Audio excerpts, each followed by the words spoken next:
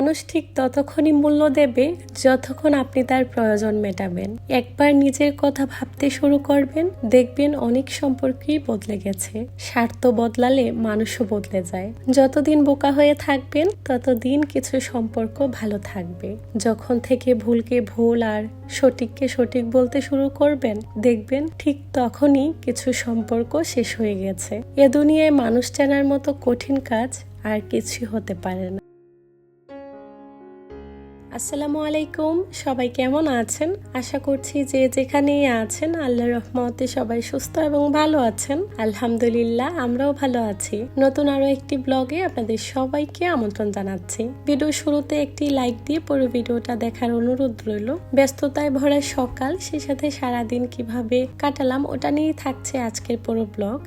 একজন গৃহিণীর সকাল থেকে শুরু করে একেবারে সন্ধ্যা অবধি কাজের তো কোনো শেষ থাকে না। তো যেভাবেই আসলে কাজ সহজ করা যায় আর কি, ওভাবেই কাজগুলো করার চেষ্টা করি।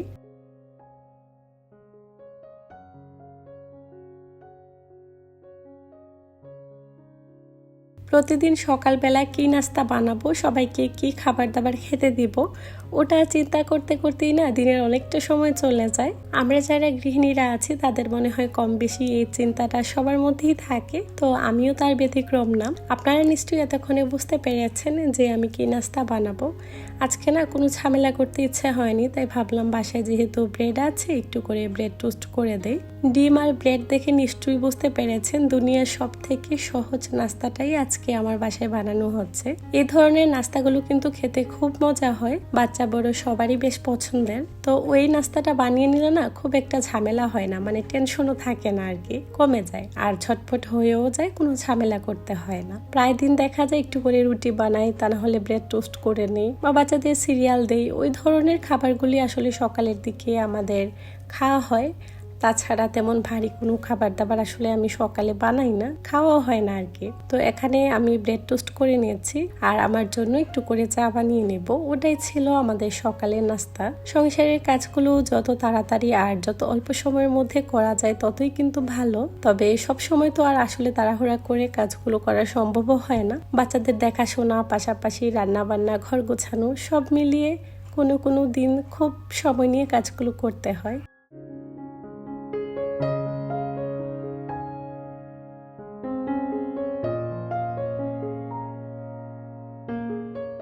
প্রতিদিন সমানভাবে যায় না বা সমানভাবে কাটেও না। তো এক এক দিন দেখা যায় কাজের ধরন আলাদা হয় বা কাজ করতে একটু সময় বেশি লাগে। ওই দিন দেখা যায় আমি একটা টাইম সেট করে রাখি, যেমন একটা সিগন্যাল থাকে যে আমাকে ওই সময়ের মধ্যে কাজগুলো গুছিয়ে নিতে হবে। এভাবে কাজ করে না আমি অনেকবার দেখেছি যে সময়ের মধ্যে কাজগুলো হয়েও যায়। টাইমের মধ্যে যদি আমি সবকিছু করতে পারি তখন কিন্তু দেখা যায় কাজগুলো খুব সহজ হয়ে যায়।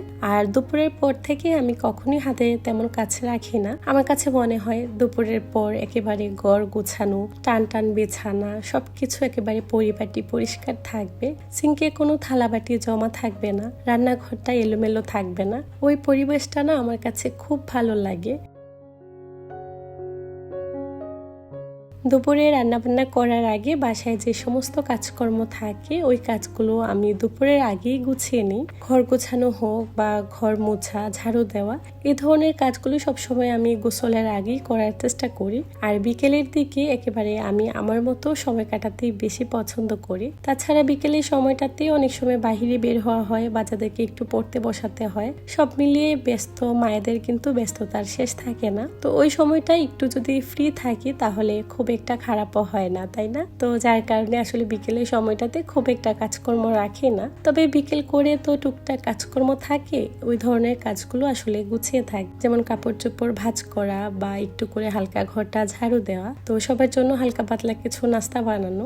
এই ধরনের কাজগুলি আসলে বিকেলের দিকে রাখা হয় হাতে। তাছাড়া তেমন বড় ধরনের কাজকর্ম রাখি না।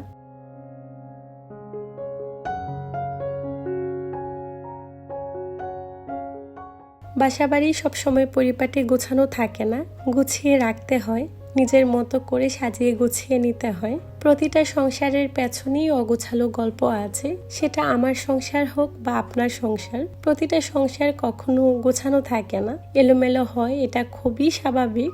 তো পরিপাটি করে নিতে হয় আর কি। প্রতিটা সুন্দর গল্পের পেছনে অসুন্দরও কিন্তু থাকে, সেটা হয়তো বা আমরা দেখি না বা কখনো উপলব্ধি করতে পারি না। ঘর হোক বা মানুষের জীবন, সৌন্দর্যটা ঠিক তখনই উপলব্ধি করা যায় যখন এটার পেছনে কষ্টের বা অগোছালো গল্প থাকে।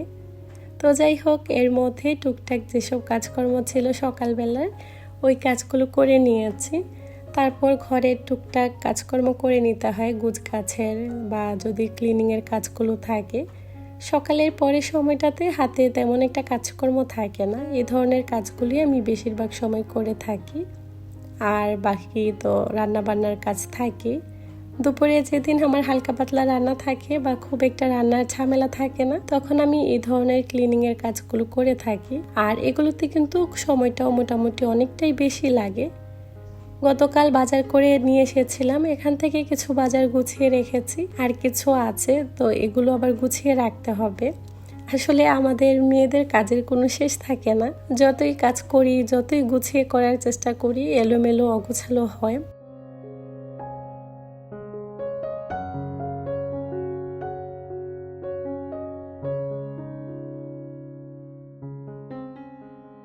নিজের সংসারটা যখন নিজের মনের মতো হয়, আর এই সংসারটা যখন নিজের মতো গোছানো পরিপাটি থাকে, ঘরের জানলার কাপড় থেকে শুরু করে পাপোশটা অবধি নিজের পছন্দের হয়, সেই সংসারটা যে একজন নারীর কাছে কতটা প্রিয় সেটা শুধুমাত্র সেই নারীটাই উপলব্ধি করতে পারবে। দূর থেকে দেখা যায় না বা বোঝা যায় না ঠিকই, কিন্তু সেই অনুভূতিটা না একটা অন্যরকম স্বর্গীয় মুহূর্ত মনে হয়।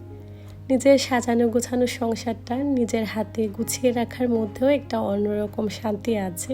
খুব কম মেয়েদের ভাগ্যেই নিজের হাতে নিজের সংসারটা সাজানো গোছানোর সেই সৌভাগ্য হয়ে থাকে। কেউ অনেক কষ্টের পর, অনেক ধৈর্য ধরার পর এরকম একটা সংসার পায়। তবু আমাদের যার যতটুকু আছে সব সময় আমরা ওটা নিয়ে খুশি থাকার চেষ্টা করব। এই খুশিগুলোর মধ্যে না একটা অন্যরকম ভালো লাগা আর শান্তি আছে। সারাদিন যতই ব্যস্ত থাকি না কেন, যখন নিজের সাজানো গোছানো সংসারটার দিকে তাকাই, তখন না মনের মধ্যে একটা অন্যরকম অদ্ভুত শান্তি অনুভব হয়, যেটা আসলে কখনো কাউকে বোঝানো যাবে না। সেটা শুধুমাত্র আমরা গৃহিণীরাই উপলব্ধি করতে পারি। দূর থেকে এটা উপলব্ধি করা কারো পক্ষেই সম্ভব না। খুব শান্তি লাগে যখন নিজের ঘরটা একেবারে গোছানো পরিপাটি থাকে। তো এর মধ্যে ঘরের সমস্ত কাজকর্ম কিছুটা গুছিয়ে নিয়েছি।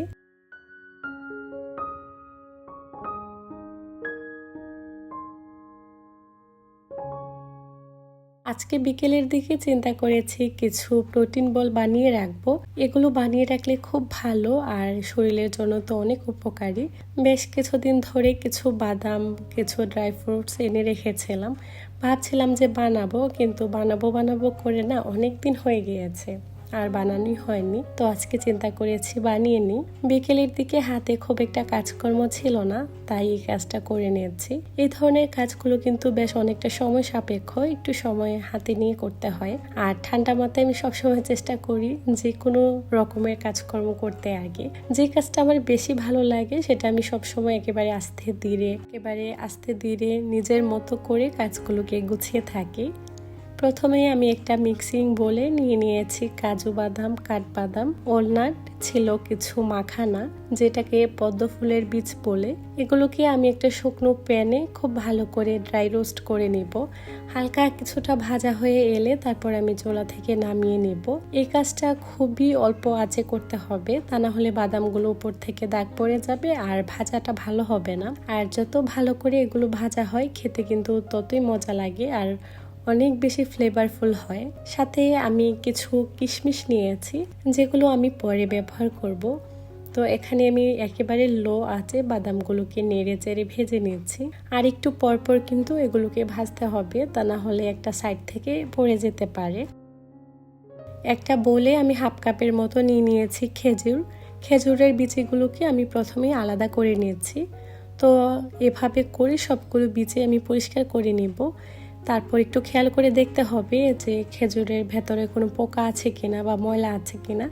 ভালো করে চেক করে নেওয়ার পর আমি এগুলোকে ধুয়ে পরিষ্কার করে নিয়ে তারপর হাফ কাপ পানি দিয়ে এগুলোকে আমি কিছু সময়ের জন্য একটুখানি ভিজিয়ে রাখবো।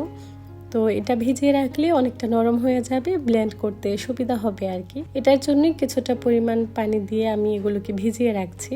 সাথে যে কিশমিশগুলো আমি আগে থেকে রেডি করে রেখেছিলাম ওগুলো দিয়ে একসাথে আমি এভাবে ঢেকে একটা সাইডে রেখে দিয়েছি। ততক্ষণে আমি বাদামগুলোকে খুব ভালো করে লো আঁচে ভেজে নিচ্ছি। পানিতে ভিজিয়ে রাখলে ব্লেন্ড করতে অনেকটা সুবিধা হয়। এর মধ্যে বাদামগুলো ভাজা হয়ে গিয়েছে আর খুব সুন্দর স্মেল চলে আসবে যখন এগুলো ভালো করে ভাজা হয়ে যাবে। প্রেগনেন্ট অবস্থায় অথবা যারা নতুন মায়েরা আছেন, যাদের বেবিরা অনেক ছোট, তারা চাইলে এভাবে বানিয়ে রাখতে পারেন। নিজে খাওয়ার জন্য হোক বা বাচ্চাদের জন্য এটা কিন্তু খুবই উপকারী। এভাবে চাইলে বানিয়ে রাখলে বাচ্চারা কিন্তু খুব আগ্রহ নিয়ে খেতে পছন্দ করেন, কারণ আমার বাচ্চারা খুব পছন্দ করে। তারপর আমি এগুলোকে কিছুটা ঠান্ডা হয়ে যাওয়ার পর ব্লেন্ড করে নিচ্ছি। গরম অবস্থায় কিন্তু বাদামগুলোকে ব্লেন্ড করা যাবে না, এতে করে অনেকটা বাদাম থেকে তেল বের হয়ে আসতে পারে। তো এর জন্য বাদামগুলোকে খুব ভালো করে ঠান্ডা করে নিতে হবে। বাদামগুলোকে ব্লেন্ড করার পর আমি একটা সাইডে রেখে দিয়েছি। ভিজিয়ে রাখা খেজুর আর কিশমিশগুলোকে আমি ব্লেন্ডার জারে দিয়ে খুব ভালো করে মিহি একটা পেস্ট তৈরি করে নিয়েছি। চুলায় একটা ফ্রাই প্যান বসিয়ে এর মধ্যে সামান্য একটু বাটার দিয়ে নিচ্ছি। আপনারা বাটারের পরিবর্তে ঘিও ব্যবহার করতে পারেন, এতে করে স্মেলটা খুব ভালো আসে। তারপর খেজুর আর কিশমিশের যে পেস্টটা তৈরি করে রেখেছিলাম ওটা দিয়ে কিছু সময় একটু ভেজে তারপর আগে থেকে গুঁড়ো করে রাখা বাদামগুলো দিয়ে দিয়েছি। বাদামগুলোকে এরকম করে গুঁড়ো করতে হবে যেন একটু দানাদার থাকে, তখন খেতে ভালো লাগে। একেবারে মিহি করে নিলে পরে আবার খেতে তেমন একটা ভালো লাগবে না। যাদের বাসায় শুকনো 3 ফল থাকে ওইগুলোও দিতে পারেন। আমি এর আগের বার যখন বানিয়েছিলাম তখন কিন্তু আমি 3 ফল ব্যবহার করেছিলাম, খেতেও খুব মজা হয়েছিল। আজকে আমার বাসায় অ্যাভেলেবেল ছিল না, যার কারণে আমি খেজুর দিয়ে এই কাজটা করে নিয়েছি। তো সমস্যা হয় না, আসলে হাতের কাছে যেগুলো থাকে ওগুলো দিয়েই বানিয়ে নেওয়া যায়। তারপর আমি নেড়ে চেড়ে বেশ অনেকটা সময় নিয়ে এই কাজটা করতে হবে, মানে ধৈর্য সহকারে এই কাজটা করতে হবে। যখন ফ্রাই প্যানের গা থেকে, স্প্যাচুলার গা থেকে একেবারে মিশ্রণটা ছেড়ে দিবে, ওরকম অবস্থায় আমি চুলাটা বন্ধ করে নিব। চুলার আঁচটা বন্ধ করে আমি মিশ্রণটাকে কিছু সময় ঠান্ডা হওয়ার জন্য রেখে দিয়েছি। এ পর্যায়ে এসে আমি একটা সিলিকন মোল্ডের মধ্যে সামান্য একটু মিশ্রণ নিয়ে হাত দিয়ে চেপে চেপে একটু একটা শেপ করে নিয়েছি। আপনাদের বাসায় যদি এ ধরনের সিলিকনের মোল্ড থাকে তো এরকম ডিজাইন করে নিতে পারেন, তা না হলে হাত দিয়ে বল তৈরি করে নিতে পারেন, এটাও কোনো সমস্যা নেই। তবে এই ধরনের মোলগুলোতে বানালে দেখতে খুব সুন্দর হয় আর কি, একটু আকর্ষণীয় দেখায়, ওটার জন্যই, এছাড়া আর কিছুই না। মিশ্রণটাকে এরকমভাবে ঠান্ডা করে নিতে হবে যাতে হাত দিয়ে ধরতে পারেন। যদি এটা বেশি ঠান্ডা হয়ে যায় তখন কিন্তু এই শেপগুলো হবে না বা কোনো রকমের শেপই দেয়া যাবে না।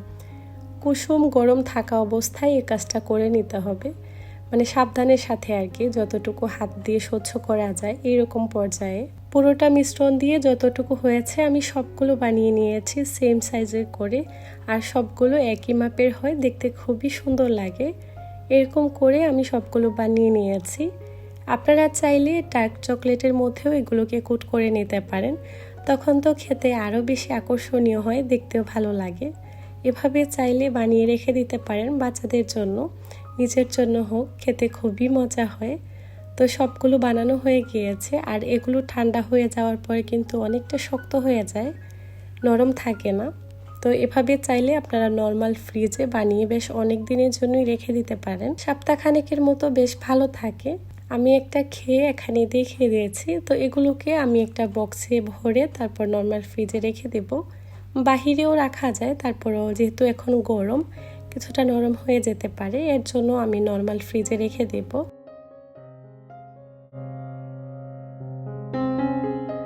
আজকের ভিডিওটা এ পর্যন্তই। সবাই ভালো থাকবেন। আল্লাহ হাফেজ।